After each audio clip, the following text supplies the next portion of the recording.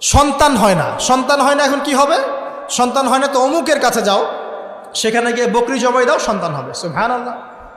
তো এই পদ্ধতি ইব্রাহিম আলাইহিস সালামের জানা ছিল না যে শেষ বয়সে তিনি বলছেন রব্বি হাবলি মিনাস সালিহিন। আপনি দোয়া করতে পারেন না? সন্তান হবে না কেন? আল্লাহ পাক তাকদিরে লিখে রাখলেন, অবশ্যই হবে। আর আল্লাহ পাক তাকদিরে না লিখলে কিভাবে হবে? তাকদিরে যে ব্যক্তি বিশ্বাস করে না সে ব্যক্তি হতাশ হয়। যা কিছু হচ্ছে আমাদের জীবনে সবই তাকদির, এর বাইরে একটা মানুষও যেতে পারবে না। তো প্রিয় ভাইরা, কথায় কাজে এবং চিন্তায় আমরা অনেক শিরিক করছি। শিরিকের কারণে আমাদের অন্তর কঠিন হয়ে গেছে। আরও কেন কঠিন হচ্ছে? বেদাত।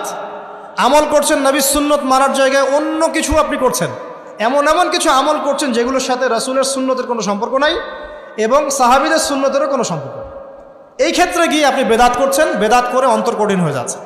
অন্তর কঠিন হওয়ার একটা বড় কারণ হচ্ছে হারাম রিজিক। যখন আপনি হারাম রিজিকে যাচ্ছেন, সুদ, ঘুষ, আপনার দুর্নীতি, আপনার এই যে অন্যের সম্পদ আত্মসাৎ করা, হালাল হারামের পরোয়া না করা, এই রিজিক দিয়ে যখন আপনি আপনার দেহ, রক্ত, মাংস গঠিত হচ্ছে, আপনার কলবটা শক্ত হয়ে যাচ্ছে। আমি কি বুঝাতে পারছি না? হারাম রিজিক যখন আপনার শরীরে ঢুকছে, অন্তরটা শক্ত হয়ে যাচ্ছে। একটা হাদিস যথেষ্ট। আল্লাহ রসুল বলেছেন, ইন্নাল্লাহা তাইয়্যিব লা ইকবালু ইল্লা তাইয়্যিব। আল্লাহ পাক পবিত্র সত্তা, তিনি পবিত্র ছাড়া কবুল করেন না। আপনি 10টা হজ করে আসেন, চুরির টাকা দিয়ে, ডাকাতির টাকা দিয়ে, আত্মসাতের টাকা দিয়ে, দুর্নীতির টাকা দিয়ে, যদি কবুল হয় তাহলে কোরআন সুন্নাহ মিথ্যা হয়ে যাবে। নাউজুবিল্লাহ। কথা কি বুঝতে পারছেন না? আল্লাহ রাব্বুল আলামিন বলছেন আল্লাহ পাক পবিত্র ছাড়া কবুল করেন না। হারাম রিজিক দিয়ে ইবাদত কবুল হয় না। আমরা ওই যে রংপুর অঞ্চলে একবার ওই যে হারাগাছ একটা অঞ্চল আছে না, সেখানে গিয়েছিলাম। সেখানে মাশাআল্লাহ আবার বিড়ির অনেক ফ্যাক্টরি আছে। কিসের? বিড়ি তো হালাল নাকি? তামাক তো হালাল নাকি? তো সেখানে বিড়ি ফ্যাক্টরির অনেক মালিক আছে এবং তারা মসজিদ কমিটির অনেক দায়িত্বপ্রাপ্ত আর কি। মুসলিমদের গায়রত তো এখন নাই, মুসলিমরা এদেরকে আবার মসজিদ কমিটির সদস্যও বানিয়েছে। তো এখন মসজিদ কমিটিতে এসে তার প্রভাবে আর ইমাম সাহেব টিকতে পারে না।